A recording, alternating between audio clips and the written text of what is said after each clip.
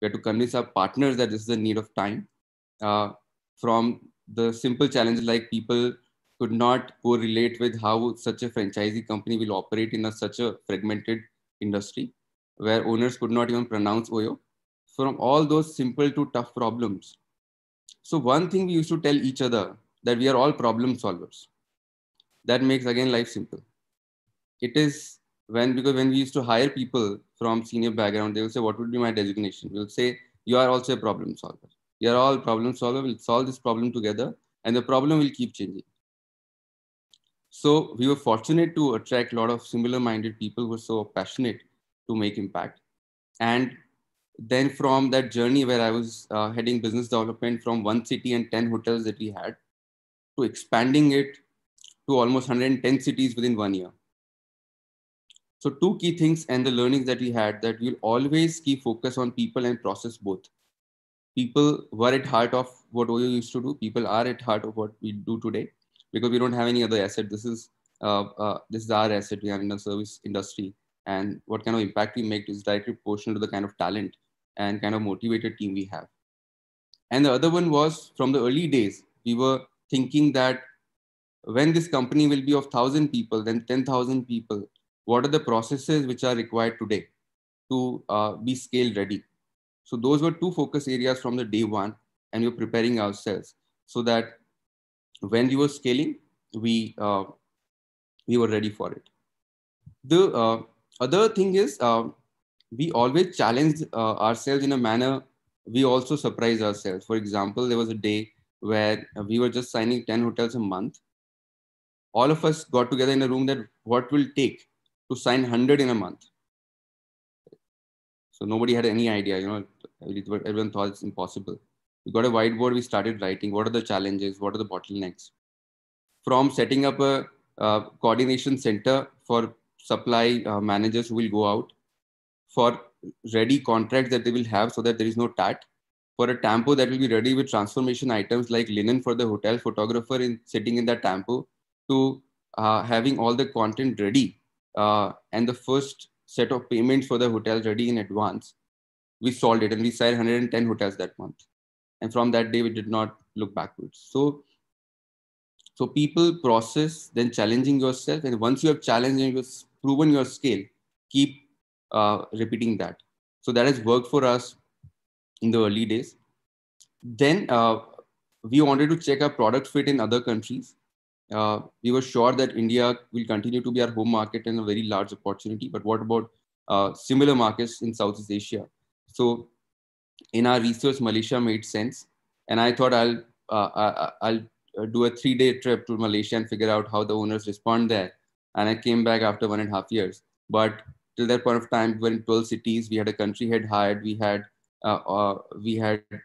many customers who had great feedback. We had developed our own demand channels. But we figured out, and now the proof is that we are now 80 countries and 800 cities in the world, that the product market fit lied everywhere.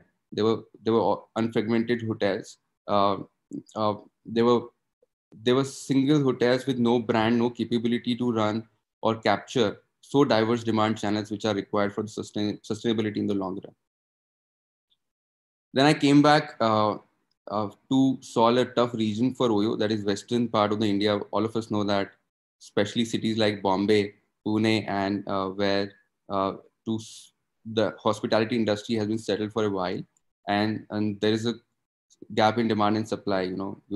A hotel in South Bombay will not require you for a very long time because all those are self-sustainable assets. So how do we crack those markets? I worked on the western region, scaled the team from almost 100 to 2,000 people, top line from almost 10 crores to 100 crores plus a month. And then I joined the current role that I have, which is everything that happens on the field at Oyo, whether that is sales, whether it's supply, whether that is operations, I take care of that. And my simple mantra remains that one, you put the right person on the right problem, you enable them and give the right freedom, guided by right set of principles, and the growth will come. So that has worked for us so far. To your second question, that how do I have made myself relevant? 2-3 things which again are core to the way I operate with my team members, colleagues is one, respect is it's a two-way process. You have to give respect, then only you'll get respect. There is always something that other person brings on the table. If you figure out what is that value that I add to him, what is that value that that person brings to the deliverables that I need to make, then again, it is a very simple problem to solve. Second, the other big learning that I've had in the short career that I had is always think from other person's shoes. You will easily understand that why they are doing what they are doing. It keeps you calm. It keeps you ready to solve a complex problem. So I think these are two principles which makes the framework of working with more senior people. I am the youngest after Ritesh in the whole organization, and it makes this simpler to operate with people, and then there is no friction. So, I mean, that's about it. And, I can add on different things going forward, but that's about the small journey that I had. Thanks, Harshit, and very well and very candidly explained about the power of respecting people and processes and the focus that you put on that as the organization, as well as thinking of yourselves as problem solvers, in everything that you did. So let me now turn to Saurabh. And Saurabh, after talking about a large, single product or a single industry, organization, we want to probably now understand more about the ecosystem, that Paytm is today. It will be unfair to call it, a company anymore, in my own view. But your journey, has been no less, incredible. You've been a commerce graduate and a chartered accountant, by qualification. Yet, you have written 2 books on mobile application technology, no less. And the first one of them, being way back in 2003, which happened to be the first book, in this area. Friends, I would also like to share that Saurabh holds 2 patents in this area, and has been one of very renowned speakers across engineering colleges, across business schools, again throughout the country. So Saurabh, can you talk to us through your career journey, and specifically help us understand how have you been able to defy the gravity of education stream determining your career, and how did you manage to do something so different from what you studied? So, thanks, Ajay. Good evening, everybody. So, basically, my journey started as far as I remember. So, this divergence started around class 7. So, my father was a chartered accountant, and I always knew that I would be becoming a chartered accountant. He had a good practice, but I used to play a lot of video games, and especially Super Mario was my favorite. So I always thought that I will create a game like Super Mario or a car racing game.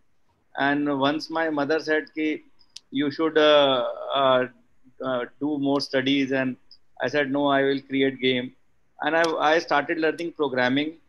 At that time, internet was not there, so this was pre-internet era. So the first problem was that how to get a compiler, and then I could not get a compiler for Pascal, which I learned.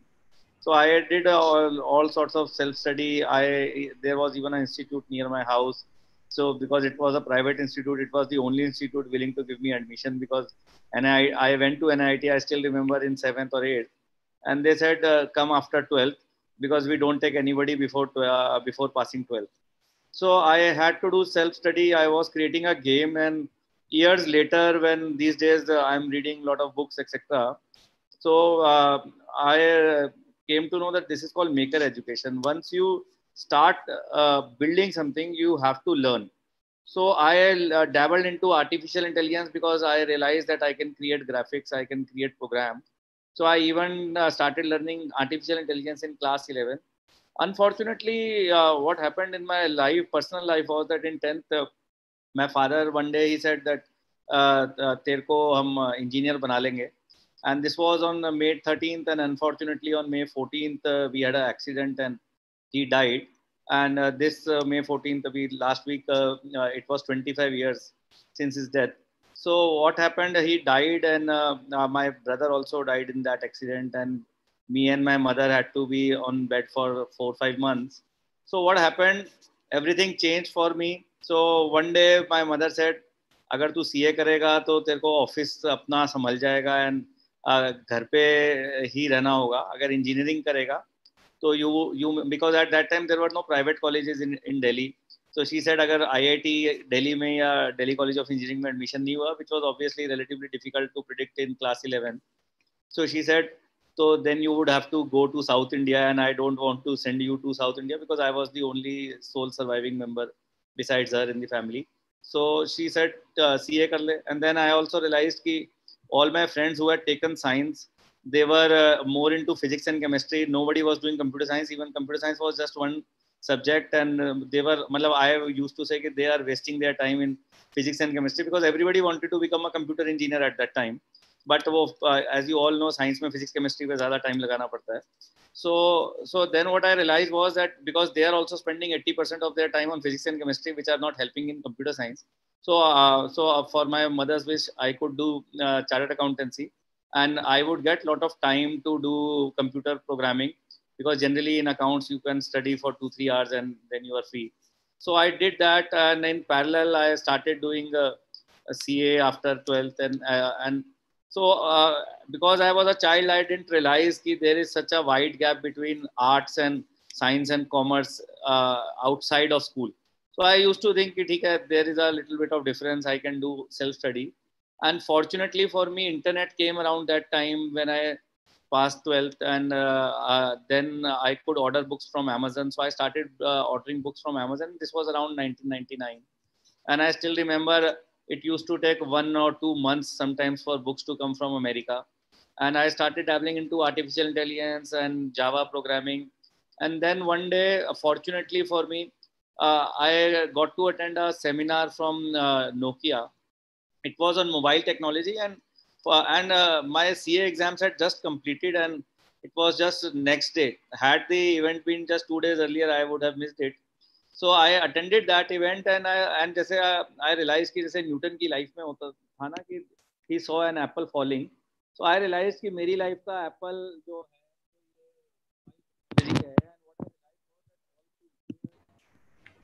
Saurabh, we've lost the audio on you. Saurabh? Can you hear me? Yes, I think it's come back. Yes. So what I realized was that all the engineers whom I know, they were all into enterprise programming or desktop programming. And what I realized was that mobile is a new field, and I can become so I had always this thinking that I will become a tycoon one day. Entrepreneurship was not a buzzword at that time, and startups was not a buzzword. So I didn't know about startup or entrepreneurship, but I knew that I will become somebody like Bill Gates. I ran the biggest Bill Gates fan club at that time. And so I started learning mobile technology. And because internet had come, so I was able to access resources, compiler, etc. And Nokia, they started mentoring me because they wanted people to start mobile development. And then in 2003, what I realized was that there was no book around this technology. So I thought I should write a book. And my first book got published.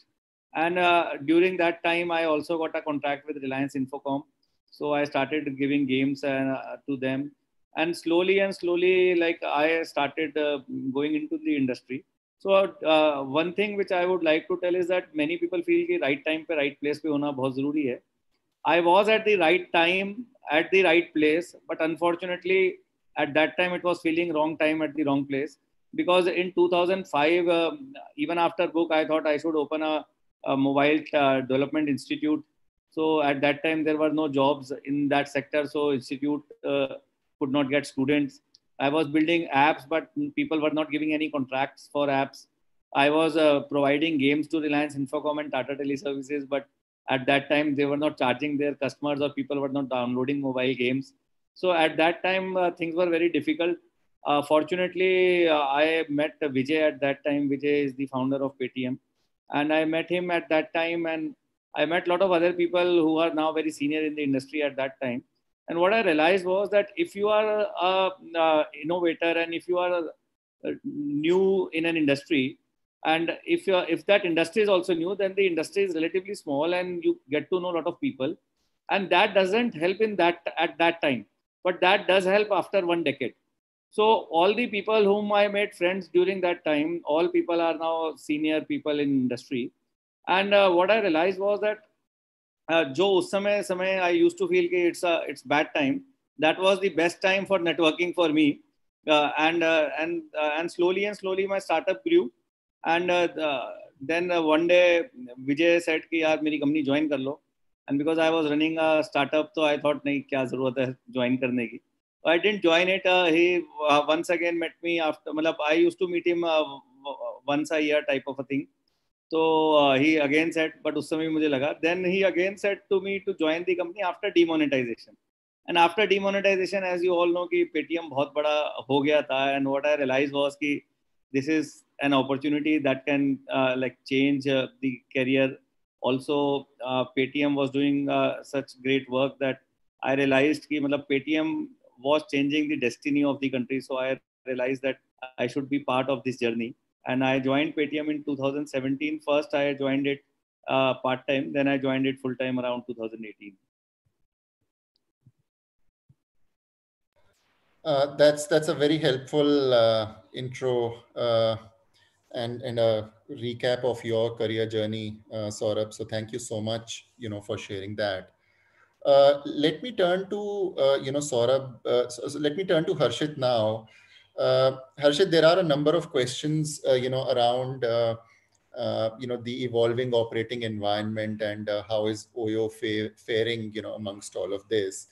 And there is an obvious panic in the world today, and not just for a hospitality organization like yourselves, but big or small, any organizations. I mean, the conversations have shifted more from growth to managing the pandemic and managing the situation for the next few quarters, saving cash, managing costs. And the ones that are in early stages or are poorly funded, are of course, faring much worse. So in your case, you are not just large, but also well funded. And, it will be interesting to know that how, are the conversations at Oyo, and particularly at the senior level, pivoting in this period, in this short term, from are they still, on a cost saving mode as we are really seeing, from other organizations, or is it anything more, anything beyond than that, as well? Is it still, around, the growth of the organization, and how will it look like, in the next 2 to 3 years? Yeah. So, like all of us know, that every industry is going through some kind of transformation. Some are hit more than others, and there are very few which are growing in this unprecedented time that is that we are seeing almost once in 100 years. Hospitality specifically, there is a very large impact that we are facing. Our RevPARs, that is revenue per room, are almost lowest globally. If I talk about the industry, these are worse than the 11th September attack, or these are worse than the 2007-8 recession. There are the KPMG itself has predicted that in India only there might be a loss of 38 million jobs, which is 70% of the workforce in hospitality. And at the same time, there are few countries which are showing now already positive signs. For example, China, already 87% of the hotels are open. Oyo is running there almost at 35% plus occupancy. Industry is running at 20% occupancy. So it is coming back. There are some signs of stabilization if I compare China to other countries. Also, countries like Denmark, there is a recovery. There's a minimal impact on revenue. But other than that, it is still unpredictable, and industry has been hit quite badly. So, like any other organization, few basic principles of a pandemic time we are following, which are not to be missed. For example, how you save cost, how do you make sure your systems are more efficient. There are a lot of conversation happening at management level on at what all levels technology can be more useful now. Um, from a partner management perspective to the internal team efficiency perspective to the touch points of customer perspective. So we see that especially business travel will get heavily impacted because now companies are pushing for virtual sessions, virtual meetings, and all for right reasons. But we still see that millennials will still be exploring domestic locations, and they will still be excited towards that. That's what different kind of surveys by independent agencies show. Affordability will remain one of the key criterias uh, going forward also. People will be more picky about how sanitized is the hotel and how minimal touch points are provided. So there's a lot of operational thinking that is happening. We already launched in media 2 days back our sanitized stay tag on hotels. So we are training our partners. It's a multiple level checklist where are their staff trained on minimal touch SOP? Are there are they using the right kind of chemicals at right frequency for cleaning the hotel? We are working with the government to introduce QR-based and online check-ins. Our internal team is working on app-based in-room housekeeping and services so that the guest needs a minimal touch points. For example, having a screen at the reception now between receptionist and between the guest, having a sanitizer there where they don't need to dispense this by any touch point through hands. It can be a pedal based one. So all those small things are getting integrated into the systems. We are heavily investing in training for our partners and staff, but the time is changing. The situation is changing every day. What we used to think about lockdown a week back versus what we think today. For example, West Bengal opened, but then the cyclone had hit. So now it is still not opening. Goa had opened, then there was 144. Mumbai is one of the worst hit, but still there is more occupancy because now people are booking for self isolation. So trends are changing every day. We are making sure that we are agile enough and uh, and ready enough for every situation that comes in. So there's a lot of work happening on business continuity plan, but we remain optimistic that uh, this will come back, uh, especially in our segment because it is not a luxury; it is essential travel of some sort. People who travel, these are MSMEs, these are families, these are friends traveling together. Uh, so I don't think they will cut on this part of hospitality as much. Also, we do not heavily rely on food and banquets as these are small hotels. So that part of the impact will also be lesser. So I think that's about it. Customers will look for minimal touch points. Partners, we are providing more frequent settlements now so that they do not face more liquidity crunch. We are working with NBFCs and other financial organizations to make sure that whatever is possible for our partners can be provided. Um, but supply will also shape in a different manner. For example, a lot of lessees are moving out of the business. More owners are running the assets. So there are many changes which are happening every day, but I think just being prepared and being connected to the ground for every reality that can turn out is the priority too. Thank you, Harshit. Saurabh, if I can, turn to you now. Uh, we've seen, unemployment rate going to record highs, in recent times in the countries that publish, this data. But even the ones that don't, it's, I think, quite clear that, uh, you know, uh, there are companies that are letting go of people, both in the formal sector and the informal sector, all the time. So, and particularly in the last kind of, few weeks, the number of news reports that are coming in, on the subject have been, quite a lot. So what do you think about balancing the need for cutting immediate costs as a priority for companies versus keeping an eye on the brand and the long-term growth strategy, which is of course going to require, a larger, not just a larger workforce of people, but also, investments, in the right technology and other areas. What kind of challenge do you foresee for organizations that really are, in the news, these days? And I don't want to kind of pick up on any particular names, for laying off people. And what advice would you have for them? So I believe that, see, obviously it's unprecedented time and nobody could have planned it. Although in the hindsight now people are saying that every 100 years, around 1920, there was something, 1820 something. So we could have planned around 2020. But obviously nobody knew it and nobody planned it. So I would say that first is that there is a fund, like generally I'm seeing a lot of business leaders in media saying that when there was a lockdown, they were against lockdown and they were saying that we should let herd immunity come. So I would say that for whatever I have read, I am quite convinced that herd immunity would not be coming in next 2 years, and even the vaccine would not be coming in next 1 year.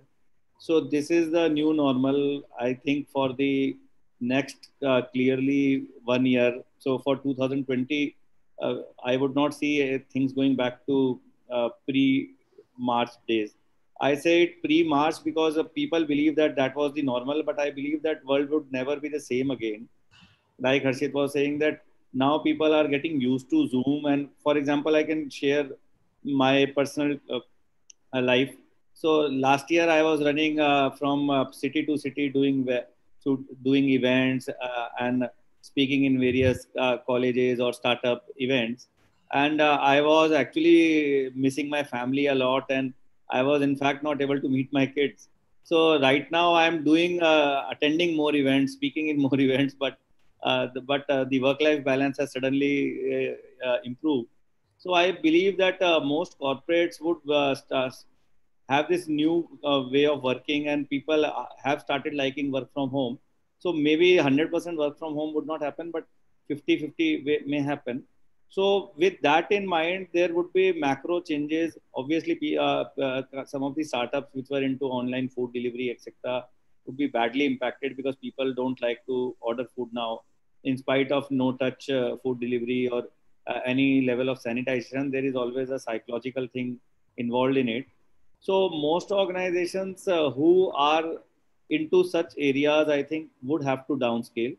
Now, how they will downscale depends on the individual organization. For example, there is an organization which was delivering food, and now I've just heard that now they are delivering liquor in Jharkhand.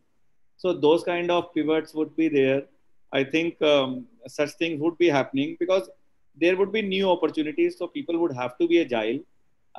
As a good organization, I would believe that generally uh, things in the like things benefits given to employees in the past should not be cut. If the organization can afford it, obviously, if the organization cannot afford at all, then you have to cut. There is no other way, and layoffs should only be done if the division is being closed or there is no demand at all. But if there are companies, I have heard about a lot of companies which I don't think would be directly impacted also, but they are cutting salaries, etc.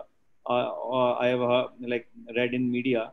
I feel that that is a wrong move because that impacts on morale, and what I've seen is that productivity has not fallen in work from home. In fact, for some people, the productivity has instead improved. So I believe that organizations should take human like mind into consideration before cutting costs, because you can obviously cut costs related to rent, etc. But if you start cutting salaries, etc., it has a bad impact on morale.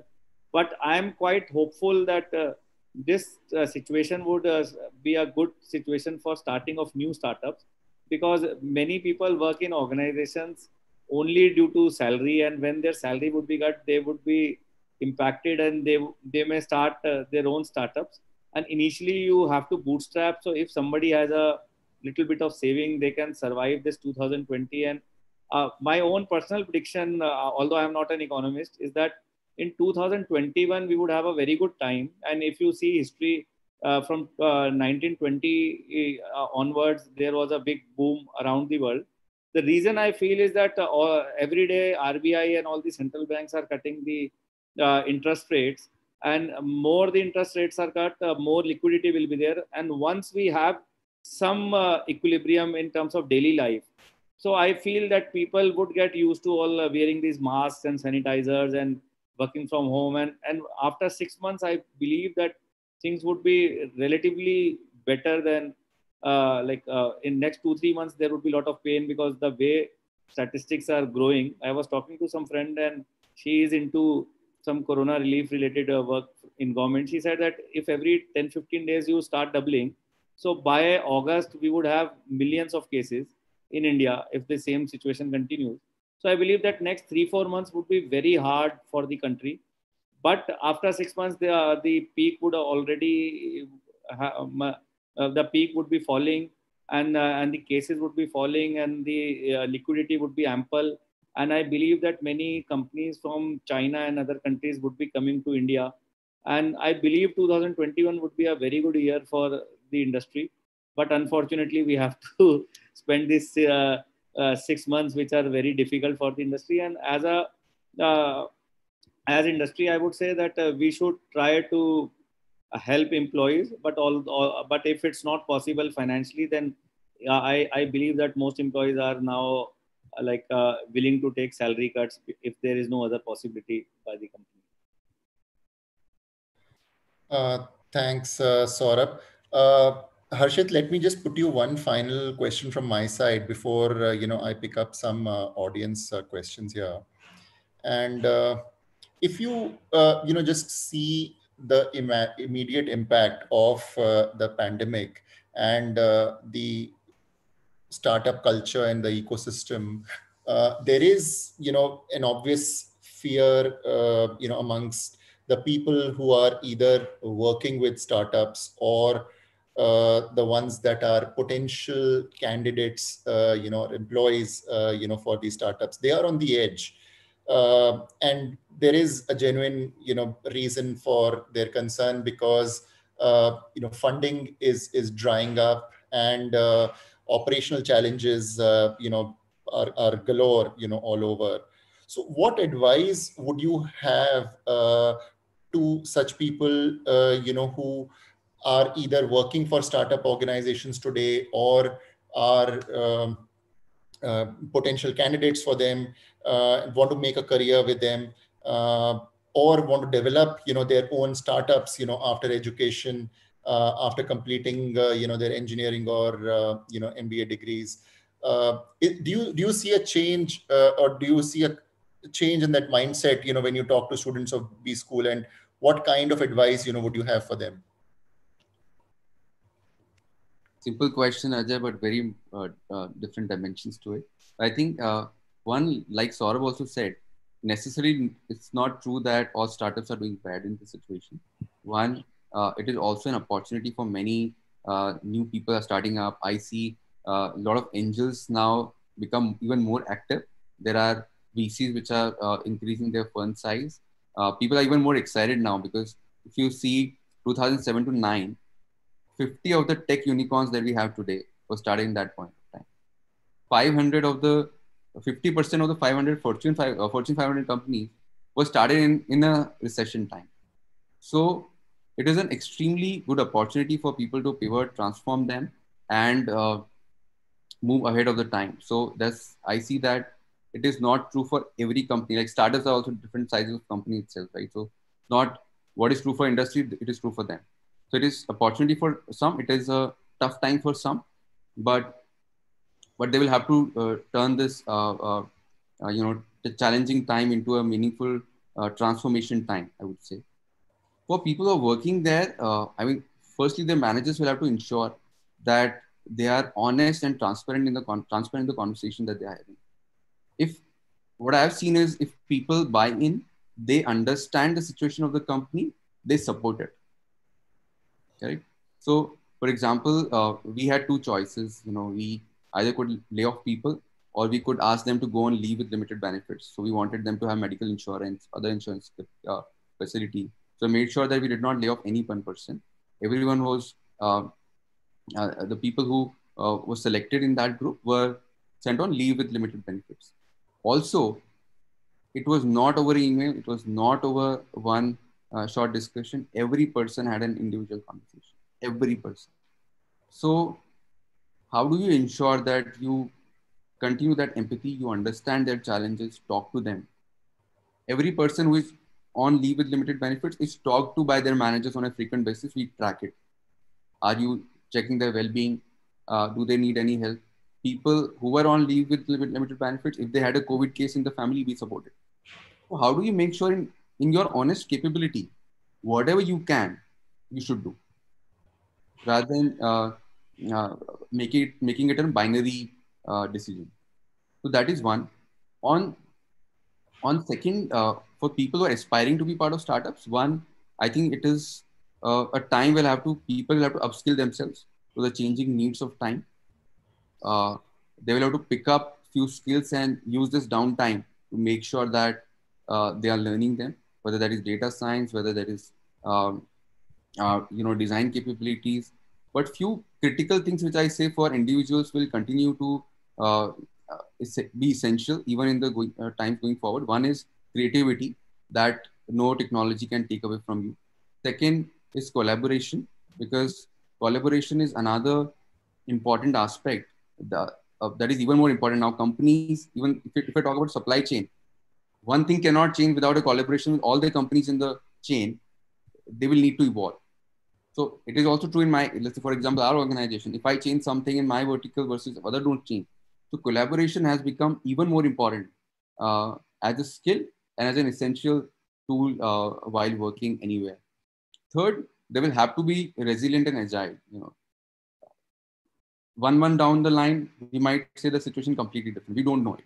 That's the reality. The only reality today is nobody knows what will happen. Everybody is predicting. So having that resilience and agility is important.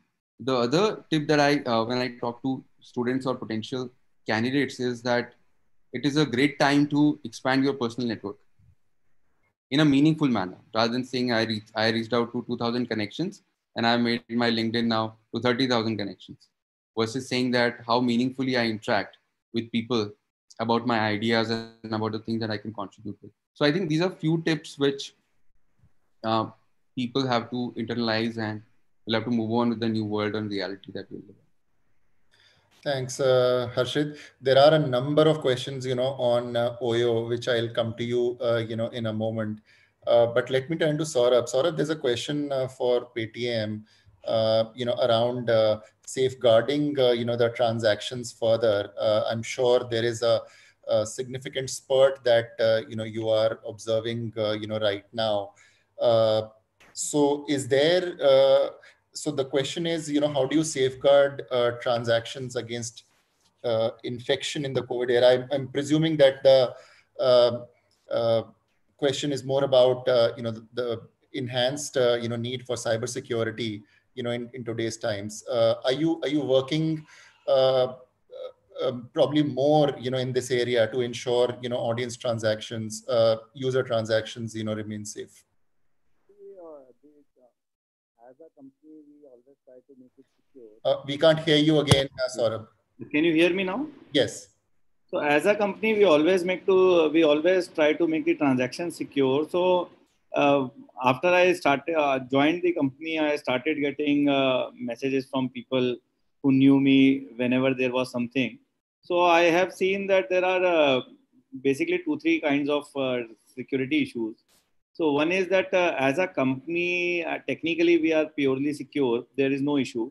But what happens is that many times there are two types of fraud. One is that person shares the PIN or say password of the account with somebody else. The other thing is that somebody impersonates and makes a fraud.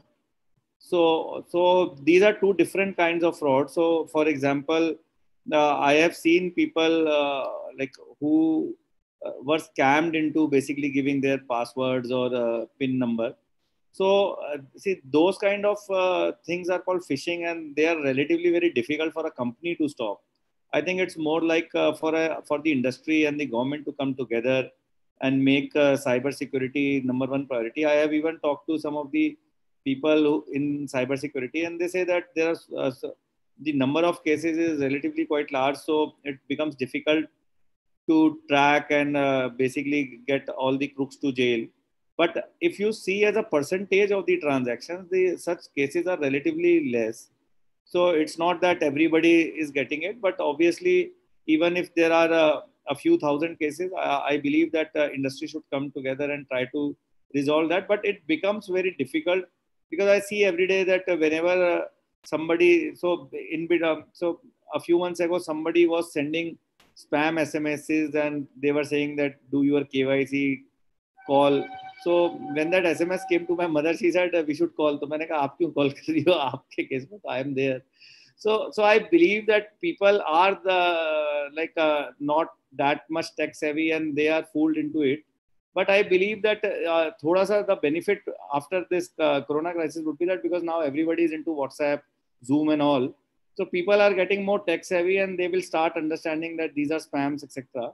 And RBI also I have seen is doing on social media. I saw that they are doing some campaign to stop all this phishing, etc.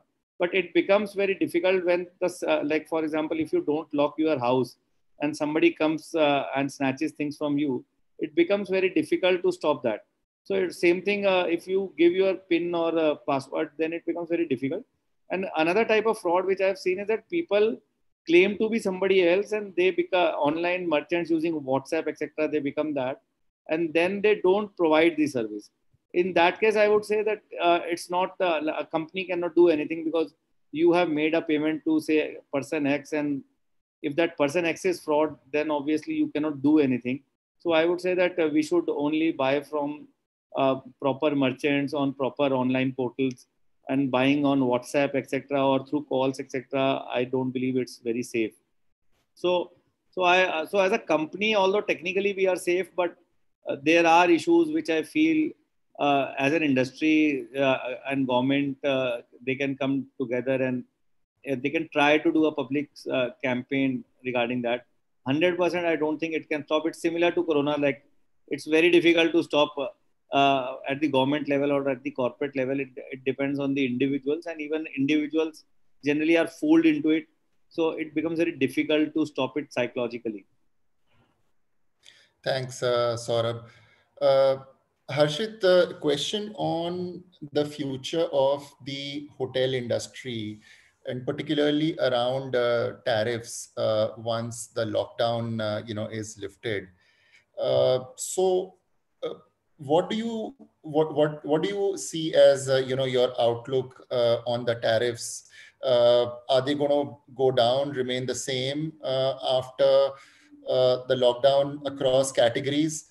And particularly, in budget hotels like Sarovars, Hometails, Accor, Ibises, Oyos of the world, what would be your recommendation for the hotel chains in this category to remain competitive?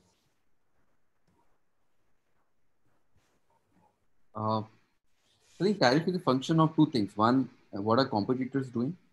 Second, what is your fixed cost to operate that particular asset? So one is that every hotel chain will have lower occupancy in all segments for some foreseeable time. So to match the cost, they will have to optimize their tariffs. But that will vary from area to area. For example, areas near airport or railway stations, where still the occupancy will be relatively higher, they will try to capture the demand by being more competitive. Areas which are far from such high transit locations, either very small or large inventory hotels which can't survive might shut, and the hotels which are running, they will have to optimize to higher tariffs to meet the costs that they have. So again, this will happen city cross month, cross day optimization that people need to do. But especially in transit areas, I see that tariffs will remain competitive. And in areas where demand will become a challenge, they will have to optimize tariffs to a higher rate to meet the fixed cost that people have. Two additional quick questions for you, Harshit. One, is how are you dealing with, hotels that are not able to maintain, those revised standards, higher standards that you talked about, a little earlier. And also the question around your, funding organization, SoftBank, and how is their financial situation, particularly with regard to their vision fund, going to affect, OYO's growth? So I will answer first. I will not answer second. I'm not the right person to comment on such a large fund and such a large organization. So I think there are experts in the financial world who can comment and predict a lot of things. I'm not good at good at prediction with less knowledge of things. So I will talk about what I know. So on the first part, you're saying is sorry. The question was on your properties that are not able to keep up to your higher standards. That has been a process that we had throughout. So we internally call it a 3C score. So every customer that stays at a hotel gives us a rating. And there are also escalations recorded in multiple formats, whether that is social media, whether that is application, whether that is our website or call center. And if a hotel crosses a certain score, it automatically gets shut down on our inventory model. So that is one. Second, going forward, because now hotels will have to invest more in their hygiene and sanitization standards. So we are this time we are training them because it is everybody's adapting to the new world, and also for customers to differentiate between a fully sanitized hotel versus a not to that level sanitized hotel. We are putting clear tags in our app and website, so that once you are making that choice, you know that these are the hotels which have gone through this process and are maintaining the sanitization standards recommended by us to deal with the post-COVID world.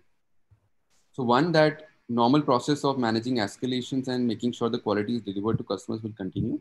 Second, to differentiate between a holistically sanitized hotel versus a hotel that is using the normal cleaning standard will be differentiated on that.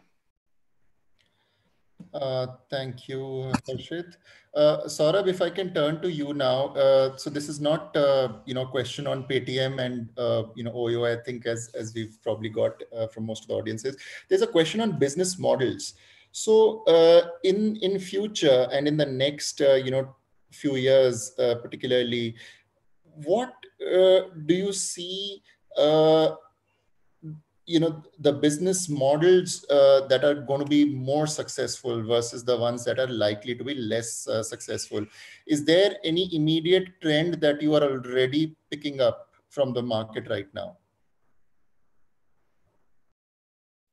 I would say that people would get right now. I don't see any change specifically, but people would be more going towards SaaS businesses, I think, because they would be better able to survive the current downtrend. Because once you are logged into a service in a yearly plan, it's relatively difficult to get out. And generally, by habit, you keep paying small amounts. So I think SaaS would become quite popular, and I see that many other companies who are doing transactional model may switch to SaaS model, because and people would get relatively risk averse. So right now, for last 20-30 years, I think after the liberalization in India, so generally our role model were Americans, and Americans, whenever you see some financial planning in American TV, you see that they always talk about credit card loans and taking loans, etc. They don't talk about savings in a great way. So although Indians are relatively risk averse and they want to save money, but we had a lot of youngsters who were just living on loans and EMIs and all. So I think that would change. Now people will start saving more, and businesses who help in that would get a better thing. Because like I remember like one of my relatives, he's relatively rich, and he said he used to say कि मैं cash दे के car खरीदता हूँ तो मुझे महंगी मिलती है, और if I purchase a car on EMI सस्ती मिलती है. I think those things would now start changing a little bit, because people would not be comfortable taking loans after some time. And this would be I think a change. I don't know, as an economist it would be good or bad for the economy, but I think people would become risk averse, and there would be a change in business models from that point of view.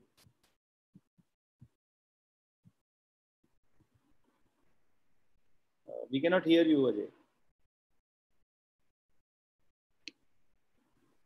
Ajay, you are on mute. Sorry. Yes, I know we are at the top of the hour. So Saurabh, just one final question for you in terms of your M&A strategy with regards to your competition. Could you throw some color on what's been your M&A strategy of late? How is it going to pan out for future? And how do you really see that as a part of your competitive strategy? Is it important, for you, critical for you as you think of, retaining and growing, your market share in the payment space particularly?